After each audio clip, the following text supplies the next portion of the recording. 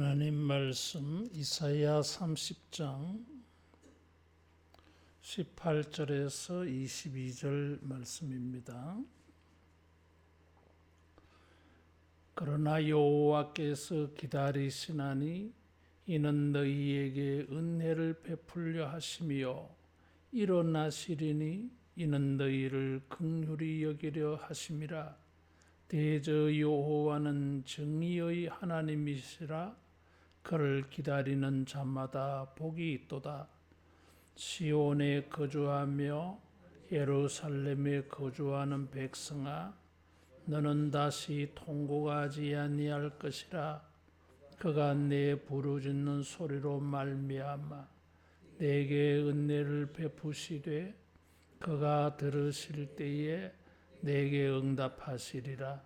주께서 너희에게 환난의 떡과 고생의 물을 주시나 내 스승은 다시 숨기지 아니하시리니 내 눈이 내 스승을 볼 것이며 오른쪽으로 치우치든지 왼쪽으로 치우치든지 내 뒤에서 말소리가 내 귀에 들려 이르기를 이것이 바른 길이니 너희는 이리로 가라 할 것이며, 또 너희가 너희 조각한 우상에 입힌 은과 부어 만든 우상에 올린 금을 더럽게 하여 불결한 물건을 던짐같이 던지며 이르기를 나가라 하리라.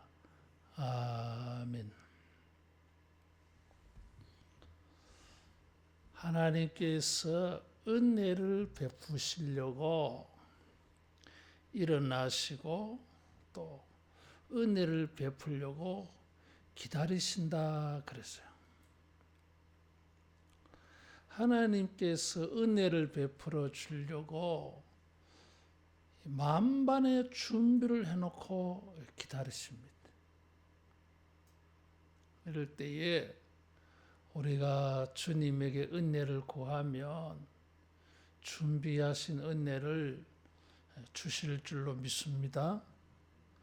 주님이 이렇게 은혜를 베풀어 주려고 다 준비해 놓고 탕자를 기다리는 아버지와 같이 기다리고 있는데, 사람들은 하나님을 찾지 않고 세상의 애굽의 도움을 구하려고 했어요.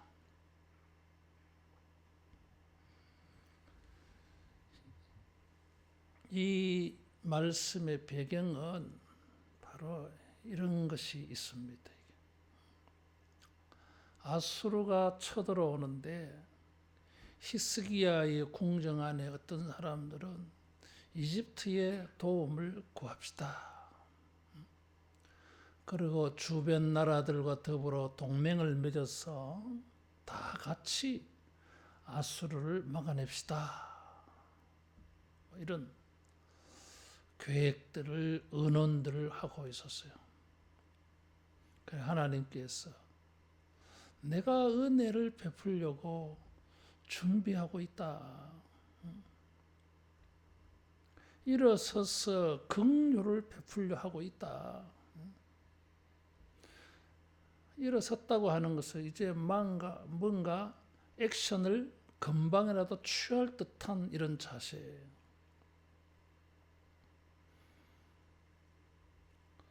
그런데도 사람들은 하나님에게 구하지 않아. 주님이 우리에게 은혜를 베푸실 때는 기다리고 계신다 그랬어요. 자, 이런 게 놀라운 겁니다. 이게.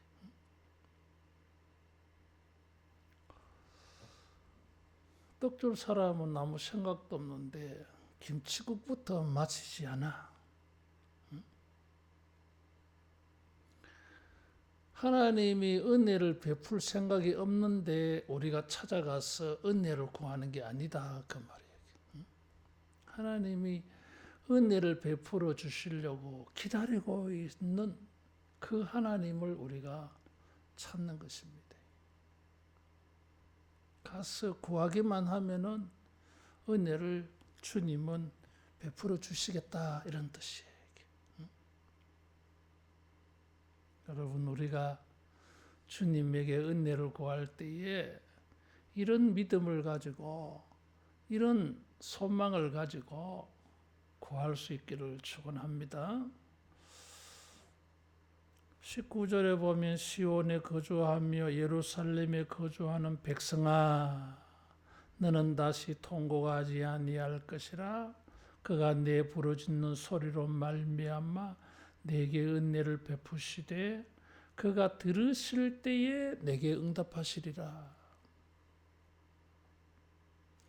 들으면은 금방 응답하겠다, 이런 거죠. 하나님이 은혜를 베풀려고 기다리고 계시고 긍휼을 베풀려고 일어나셨어.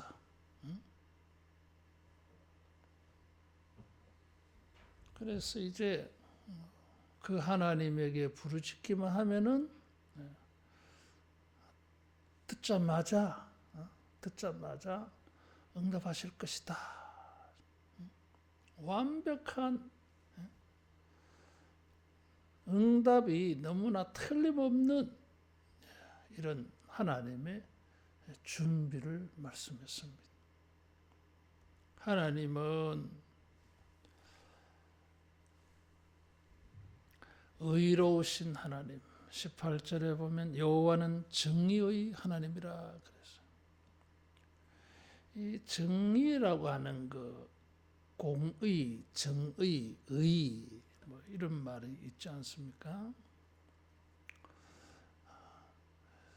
하나님이 정의의 하나님이다 할 때는 재판, 사법적인 재판과 관련된 말이에요.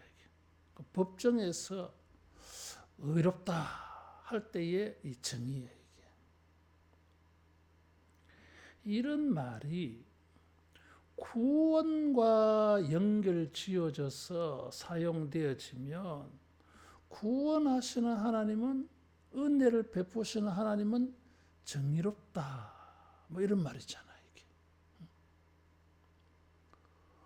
불의한 일들 때문에, 불의한 사람들 때문에 고난을 당하는데 하나님에게 구하면은 하나님은 구원을 해주셔.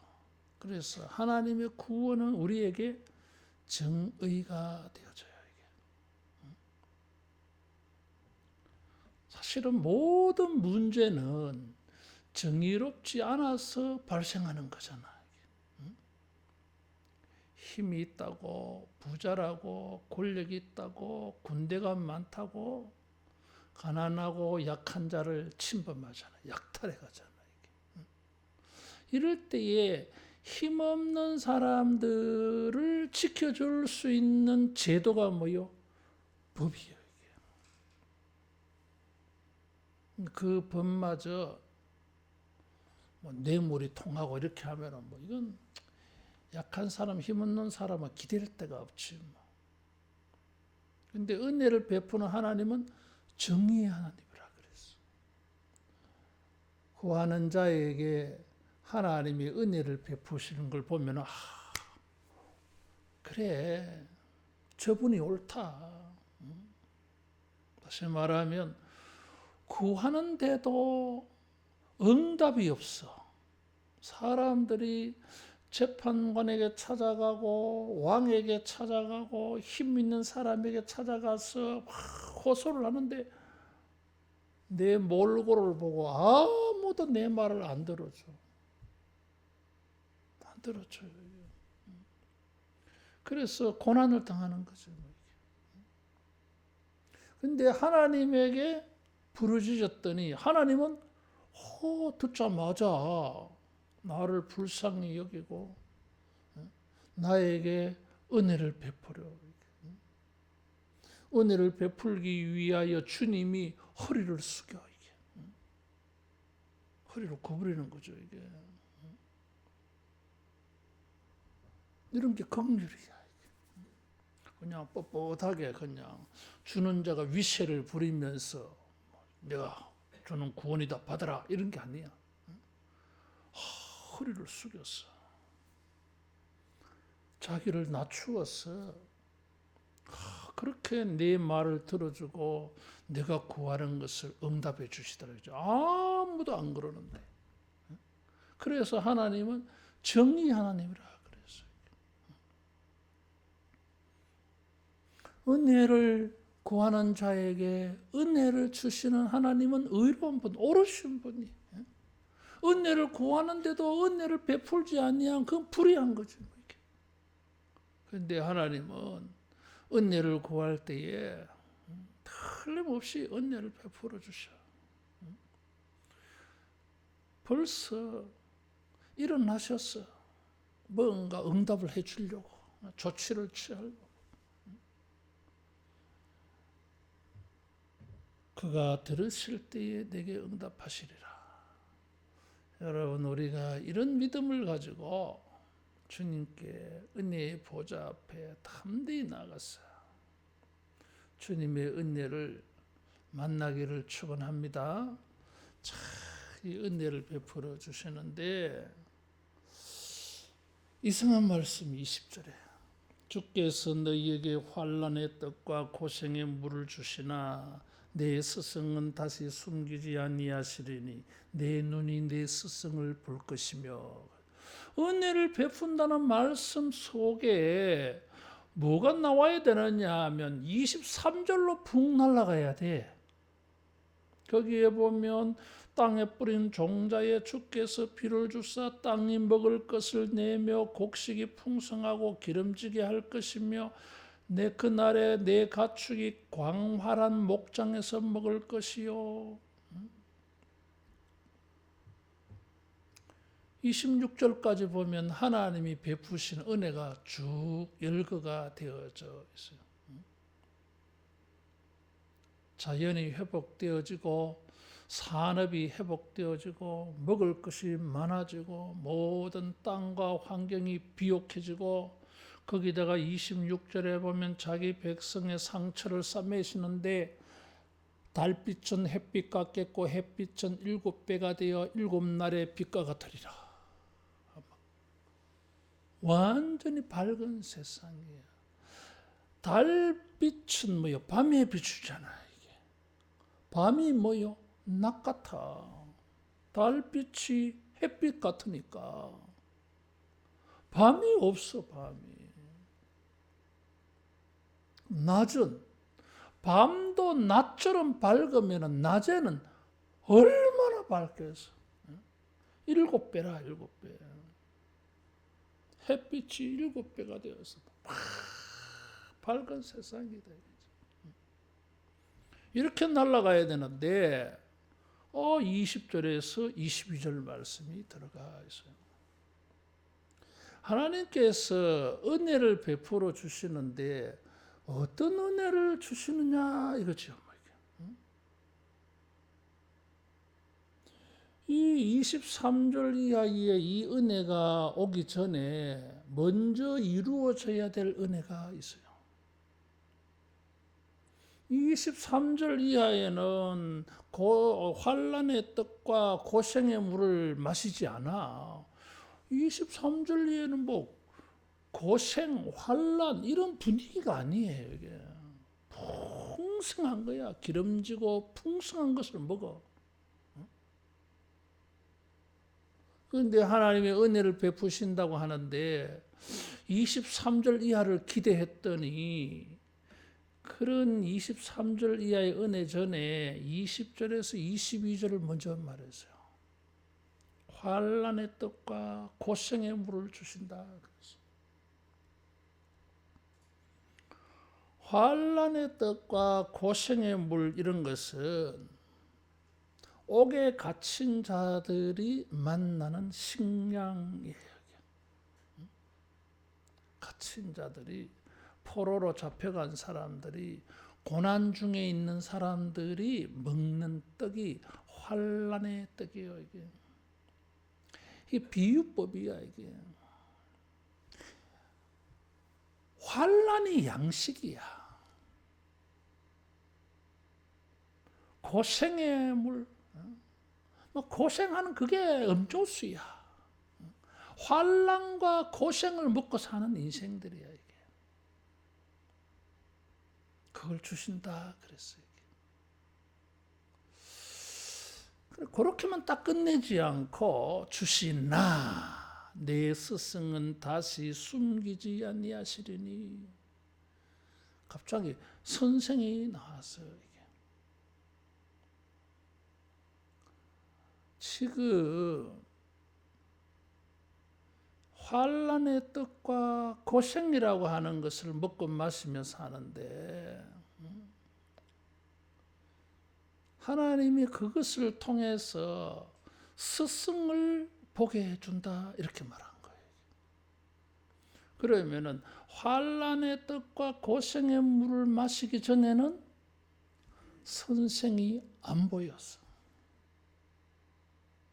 환난의 뜻과 고생의 물, 환난과 고생하는 삶을 살다 보니까 스승이 보였어 이게. 이것이 하나님이 베푸시는 은혜의 시작점이에요. 23절 이하에 이런 놀라운 은혜가 이루어지려면은 20절 이 은혜가 와야 돼. 환난과 고생하는 것 자체만으로는 사람들은 부정적으로 생각을 해요. 그런데 주님은 이런 환난과 고생이 스승을 보게 된다 이렇게 말한 것입니다. 환난과 고생은 우리에게 가르침을 줘요. 고난 당하다가 보면 깨닫는 게 생겨요. 고난 당함으로 주의 율례를 배운다 그랬어요. 풍족하고 문제가 없이 살 때에는 누구 말을 들어요? 남의 말 안 들어. 교만해가지고 자기 생각, 자기 판단, 자기 경험, 자기가 가지고 있는 거 이런 걸 믿고 큰 소리 쳐. 말 잘 안 들어요. 이게. 그런데 하나님께서 고난을 안겨줬어. 환난이라고 하는 떡을 먹고 고생이라고 하는 물을 마시게 만들어. 그래서 참 이게 무슨 인생이 이래. 너무너무 힘들어 이게. 그러다가 보니까 이 고난이, 이 환난이, 고생이 나에게 깨달음을 주는 거예요. 그래 선생이야 이게. 그래서 뭔가 깨달아진 거예요. 이게. 고난을 당하기 전에는 동맹을 맺어서 저거 막아내자. 20초에서 도움을 받으면 우리가 막아낼 수 있다. 돈을 줘가지고 보험물을 보내어서 도움을 구하자. 뭐 이런 생각하지 뭐. 선지자들이 말을 해도 듣지 않아.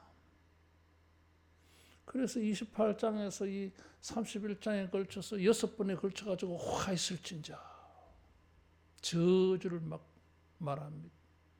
그래도 안 들어. 이런 막 강렬한 설교를 해도 안 듣는 거예요. 왜? 삶이 편안하니까. 위기의식이 없는 거지 뭐 이게.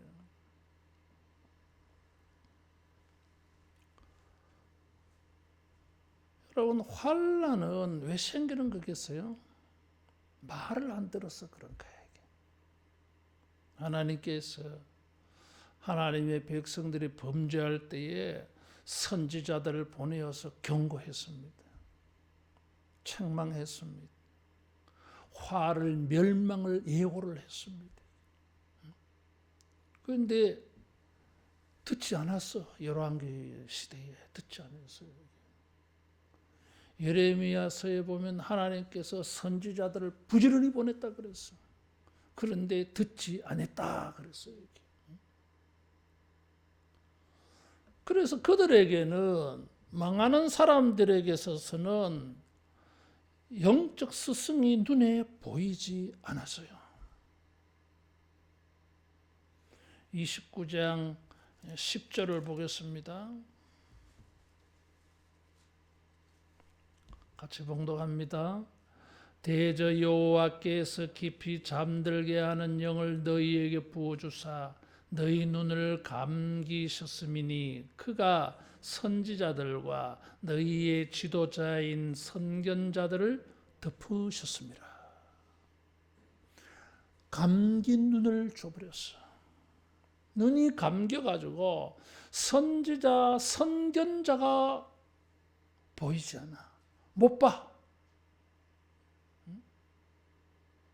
영적 눈이 닫혀가지고 어두워져가지고 선지자가 보이지 않아. 선지자가 말을 하는데도 그 말이 들리지 않아. 선지자가 선지자로 여겨지지 않았어요. 영적 눈이 어두워져가지고 선지자를 선지자로 인정을 안 해. 안 듣는 거죠. 이게. 30장 10절 같이 봉독합니다. 그들이 선견자들에게 이르기를 선견하지 말라. 선지자들에게 이르기를 우리에게 바른 것을 보이지 말라. 우리에게 부드러운 말을 하라. 거짓된 것을 보이라. 선지자, 선견자들에게 당신네들이 보고 들은 것을 말하지 마라 이거지. 우리에게 좀 부드러운 말을 해라. 뭐 회개하라, 책망하고 뭐 독사의 자식들아, 정신 차려라. 뭐 그런 꾸짖는 설교 좀 하지 말고 좀 부드럽게 말해라 이거지. 선지자, 선견자가 선지자, 선견자로 보이지 않았어. 이게. 그냥 그런 사람으로 보이는 거지. 그래서 뭐예요? 하나님의 계획과 뜻을 전해주는 선지자, 선견자가 지 눈에 안 보이니까, 안중에 없으니까, 그들의 말을 안 듣지 뭐. 그래서 뭐예요? 제 멋대로 사는 거지. 지 생각대로 사는 거고. 하나님께서 경고한 것을 안 들으니까 결국은 무슨 일이 생깁니까? 환난의 떡을 먹고 고생의 물을 마시는 일이 생겨나 버린 것입니다. 그래서 우리가 성경을 이렇게 쭉 종합해서 이렇게 보면은 왜 인생이 고난이 옵니까? 하나님의 말을 안 듣고 뱀의 말을 들어서 그런 거잖아 이게. 선악과를 따먹지 말라 정령 죽으리라 그랬는데 뱀의 말을 믿잖아 이게. 아니야. 안 죽어. 너희들이 하나님과 같이 되어. 그 말을 듣고 보니까 보암직하고 먹음직하고 지혜롭게 할 만큼 탐스럽더라는 거지. 선지자들 보내어서 말하지만 선지자들 말 안 들어. 거짓 선지자 말 듣지. 신약에 오면 막 사도들의 말은 안 듣고 거짓 교사들 말 듣지. 자기들의 배를 부르게 해줄 거짓 교사들, 선지자의 말은 진짜 잘 듣는 거야. 부드럽게 말해주는 사람 말은 잘 듣는 거야 이게. 책망하고 회개하라는 말은 듣기 싫어해 이게. 그러면 망하는 거지. 뭐. 환난의 떡, 고생의 물을 마시게 돼 있는 거지. 뭐. 그랬어. 환난의 떡, 고생의 물을 마시면서 그제서야 이사야의 말이 맞았네. 예레미야의 말이 맞았네. 에스겔의 말이 맞았네. 뒤늦게서 깨달은 거죠. 환난의 떡과 고생의 물을 마실 때에 하나님은 그들의 눈이 열려서 선지자, 선견자가 보이게 해줬어요. 선생이 보여진 거야. 주님이 자기 백성을 회복해 하기 위하여 은혜를 베푸시는데 그 은혜가 이루어지도록 하기 위하여 먼저 선조치되어져야 될 게 있었어요. 이게. 선지자, 선견자, 영적 지도자들의 말을 듣고 선악을 분별할 줄 아는 이 깨달음을 먼저 주신 것입니다.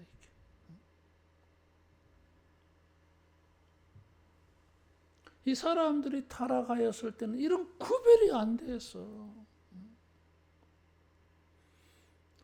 어두움을 빛이라 하며 쓴 것을 단 것이라 하며 그랬어요. 이게. 그런 걸 믿은 거야. 이게. 그런데 고난을 당하고 보니까 깨달음이 생긴 것이죠. 이게. 자기들에게 깨닫게 하는 선생의 말이 드디어 들리기 시작한 거예요. 따라하겠습니다. 선생의 은혜를 주신다. 선생의 은혜를 주십니다. 깨달아야 되니까. 깨달아야 이 은혜가 임할 것인데 이 깨닫지 못하면 은혜가 주어질 수가 없어요. 이게. 깨닫지 아니하면 23절 이에 은혜가 주어지지 않아. 깨달아야 이런 은혜가 주어지면 할렐루야 하나님께 영광을 돌리고 하나님의 은혜를 베풀어 주셨다 그러고 하나님께 헌신하려고 그러지. 깨달음이 없으면 이런 일이 주어지면 우연히 뭐 때가 좋아가 타이밍이 좋았어 뭐 위치가 좋았어 막 그래 이게.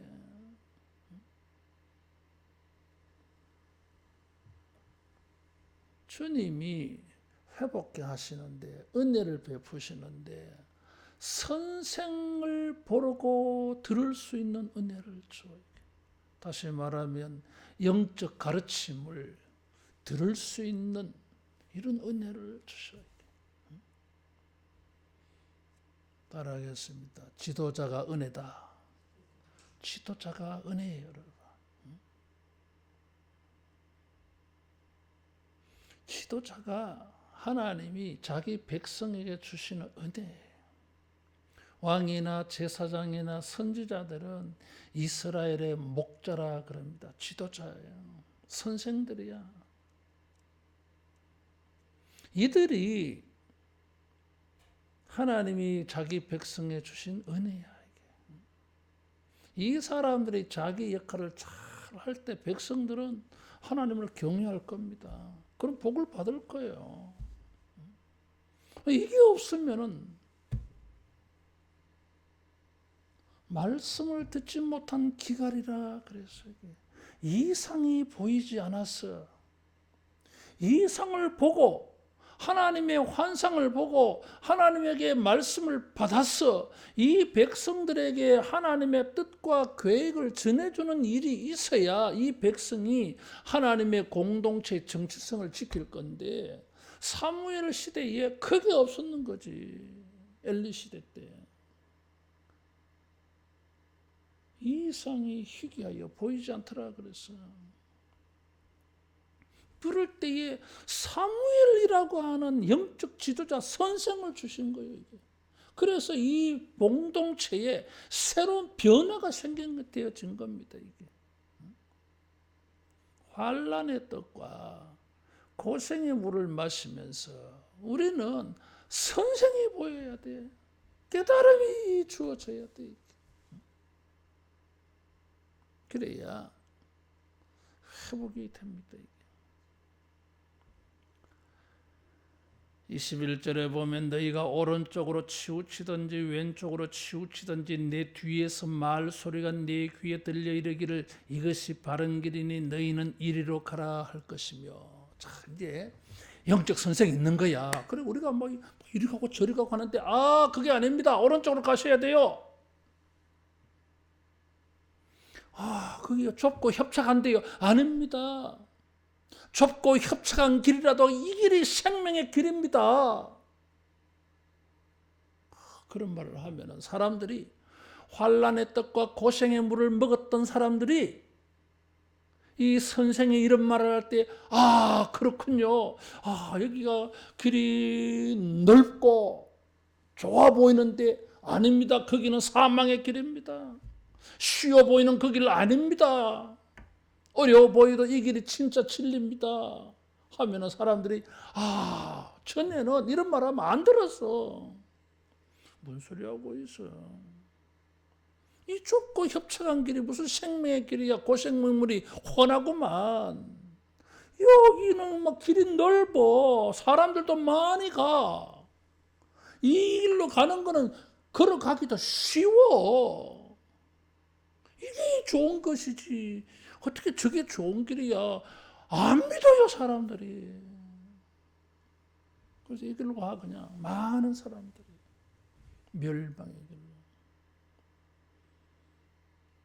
하나님이 은혜를 베풀려고 기다리고 계셔. 긍휼을 베풀려고 일어나셔서 우리가 하나님께 부르짖으면은 주님은 우리 기도를 들으실 때 응답하실 겁니다. 듣자마자 응답합니다.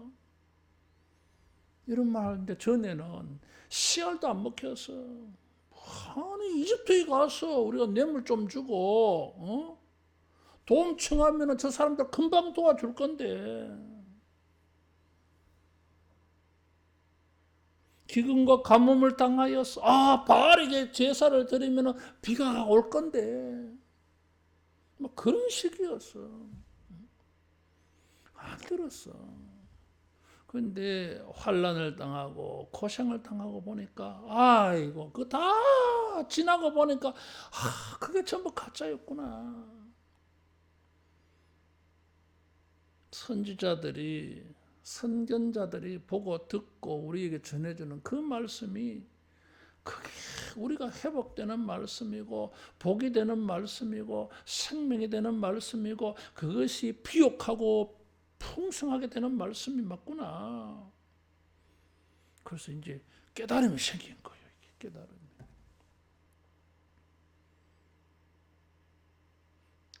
여러분, 우리 귀에 들려지는 주님의 말씀을 듣고 여러분 길을 바꾸기를 축원합니다. 그 길이 아니다 하면 그 길을 가지 말아야 돼. 이 길이 진리의 길입니다 하면 이 길로 가야 돼. 잔말 말고 그래야 돼. 그래야 환난의 떡과 고생의 물을 먹던 것을 끝낼 수가 있어요. 이게. 그래서 21절에 이제 이런 게 막 들려. 전에는 이런 게 안 들렸어. 선지자들에게 엉뚱한 소리나 하고 비웃고 그랬는데, 이제는 막 겸손하게 하라 하는 대로 가는 거야, 이게. 내 뒤에서 말 소리가 내 귀에 들려, 이런 거지. 이스라엘 사람들은 표현을 아주 구체적으로 실제적으로 표현합니다. 참 재미있게 표현해 놓았어요. 뒤에서 이제 저 뒤에서, 그게 아닙니다. 아니 앞에서 이렇게 인도해 가지 않고 왜 뒤에서 말할까 이거지. 전에는 앞에서 말해도 안 들었어. 이제는 뒤에서 우리가 이제 뭐 잘 모르고 우리가 이기는가 보다 해서 우리가 우르르 이렇게 가잖아요. 방향 제시를 하기도 전에 막 벌써 이렇게 달려가고 있어, 사람들이. 그래서 아이고 왜 그렇게 빨리 가? 내 뒤를 따라와야지. 이거 지금 마음이 급해가지고. 그래서 이제 선생이 뒤쳐져 버렸어. 그래서 뒤에서 말했어요. 그 길이 아닙니다. 이쪽 길로 가야 됩니다. 무슨 일이 생깁니까? 일이 한참 갔는데 그 길이 아니라는 거잖아, 뒤에서. 그러면 어떻게 하겠어요? 아이, 참. 시간 낭비 다 했어, 지금. 이만큼 갔는데, 지금 돌아와서 이쪽으로 가야 돼. 아니, 이리 간다고 우리가 얼마나 애를 썼는데, 열심히 가다 보니까 막 이쪽으로 돌아올 힘도 없어, 이제. 시간도 낭비했고, 힘도 없고. 그럼 무슨 말이 나오겠어? 불평이 터져 나오지, 뭐. 근데, 옛날에는 그랬는데 지금은 환란의 뜻과 고생의 물을 마시고 난 다음에 그런 게 싹 없어졌어. 그죠? 자기들이 조급하게 먼저 멀리 잘못된 방향으로 갔다 할지라도 그 길이 아닙니다, 이쪽입니다 하면은, 그렇군요, 우리가 너무 잘못 왔네, 다시 방향 바꾸어서 갑시다, 이런 거지. 겸손하게 그만큼 이 선생을 신뢰하고 믿었다는 거예요. 자기들이 하나님의 은혜를 만나기 위해서 하나님이 주신 지도자의 말을 겸손하게 그냥 청종을 했어요. 이런 게 쉽지 않잖아요, 여러분. 실컷 저만큼 갔는데 그 길이 아니에요, 돌아오세요 이러면 짜증나지. 근데 그런 거 없어. 올바른 바른 길을 가르쳐주고 회복이 되는 길을 가르쳐주는 선생의 말을 참 겸손하게 들어야 돼. 주님은 우리를 회복케 하기 위하여 먼저 깨닫게 하십니다. 깨닫게 하는 자가 필요해. 구약 시대에는 선지자들을 보내었어요. 예수님은 이 땅에 선생으로 오셨어요. 예수님께서 요한복음 14장 26절에 보면 그런 말씀을 하셨어요.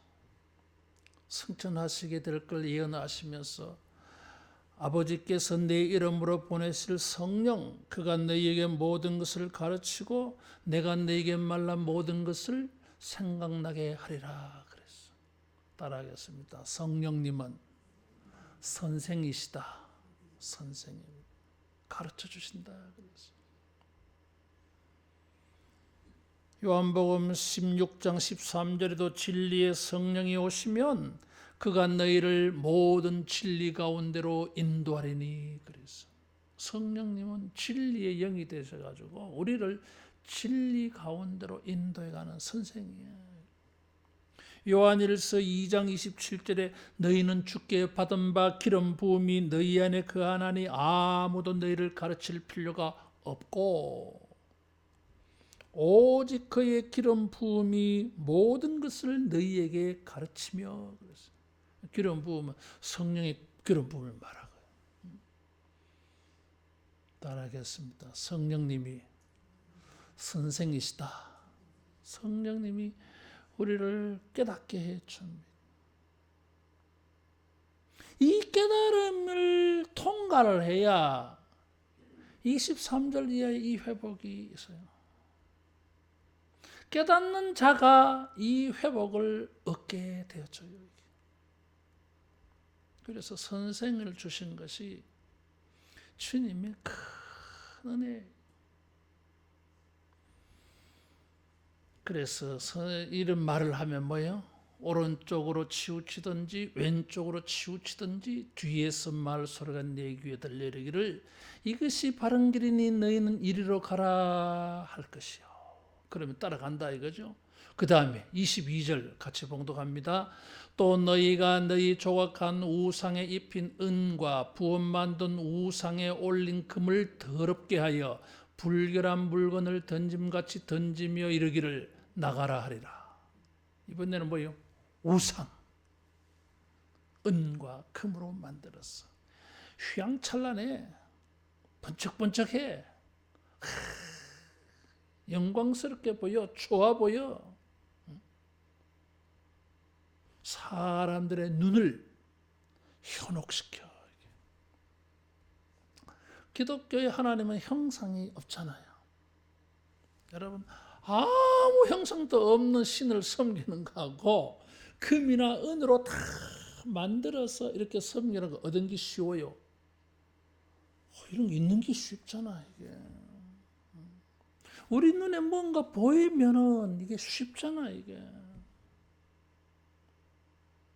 또 그것을 금과 은으로 막 휘황찬란하게 만들어 놓으면 우리 눈은 이 감각이 있잖아, 이게. 압도당하잖아, 압도. 느낌이 탁 오잖아, 이게. 내가 잊혀지지 않아, 이게. 힌두 사원에 갔는데, 이야, 그냥 단층짜리인데, 얼마나 큰지, 높은지, 그 우상들을 막 금으로 막 덮어놔가지고 막 번쩍번쩍 하는데, 숨이 꽉 막히더라고요. 우리 절간에 가서 금으로 덮어놓은 붙여보는 그거는 막 잽도 안 돼. 와, 이게 압도당하는 느낌이, 이야, 기독교는 아무것도 없잖아, 이게. 이렇게 금과 은으로 만들어 놓으면 사람들이 진짜 미혹당하기가 쉬워요, 이게. 그래서 우상이 귀하게 보이는 거예요. 우상을 섬길 때는 그렇게 섬겼더랬어. 그런데 환난의 떡과 고생의 물을 먹으면서 하나님이 그들에게 스승을 주시고 깨달음이 있게 되어지고 보니까 이 은과 금으로 만든 것들이 뭐예요? 불결한 물건 같아요. 이 불결한 물건이라고 하는 단어는 생리대예요, 이게. 그래서 이게 아주 부정하게 여겨지는 거지, 이게. 그래서 던지며 이르기를 나가라, 나가라. 부정하게 여겨버려. 다시 말하면 거룩한 것과 부정한 것의 구별이 확실하게 세워졌어. 이 선생의 가르침을 통하여서 진리의 길이 바로 깨달아졌고 진리를 듣는 것에 겸손한 마음이 되어졌고 그 다음에 진리가 아닌 것, 부정한 것에 대해서는 확실하게 그걸 깨달아서 겉으로는 휘황찬란 영광스럽게 보일지 모르지만 그 속에 부정한 것들을 이제는 다 간파 깨달아진 거죠. 그래서 이런 데 미혹당하지 않아.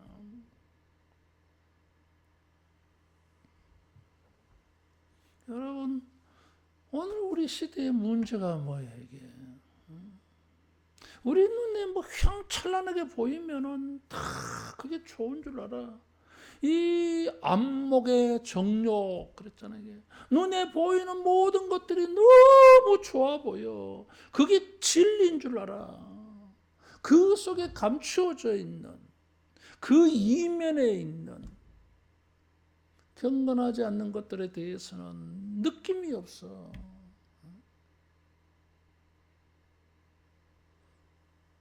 근데 선생이 이런 말을 해주는 거지. 그건 가짜예요. 금으로 은으로 휘황찬란하게 보일지 모르지만 그건 가짜예요. 신이 아니에요. 그것은 진리가 아니에요. 그것은 영광이 아니에요. 사도 바울처럼 전에는 이런 것들이 최고인 줄 알았어. 예수님 만나고 나서 보니까 그런 것은 배설물같이 보였다 그랬잖아요. 거룩하고 거룩하지 않는 거 이런 게 이제는 확실하게 구별되어졌어요.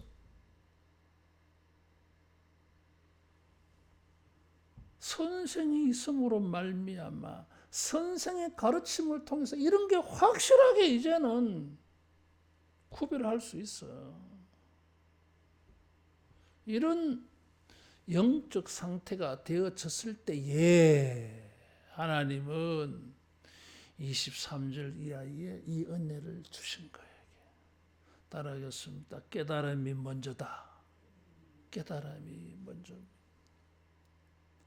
말씀을 겸손하게 들어야 우리는 무엇이 진리고 거짓인지, 무엇이 영광이고 무엇이 부정한 것인지, 무엇이 우리에게 생명이고 무엇이 우리에게 재앙이 되는지 알 수 있습니다.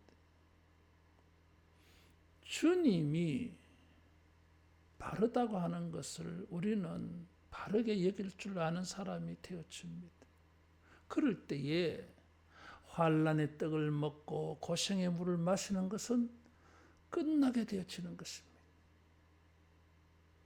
말씀의 가르침을 통해서 겸손히 그 가르침을 듣고 실천하고 적용이 되어져 가지고 나가라. 조금 더 귀하게 여기지 않고 부정한 것으로 버리게 되어질 때에 주님은 우리가 버린 은과 금보다도 더 풍성한 우리의 삶의 모든 것이 하나님의 은혜로 풍성한 것들을 주시고 밝은 삶을 사는 이런 은혜를 주실 줄로 믿습니다. 기도하겠습니다.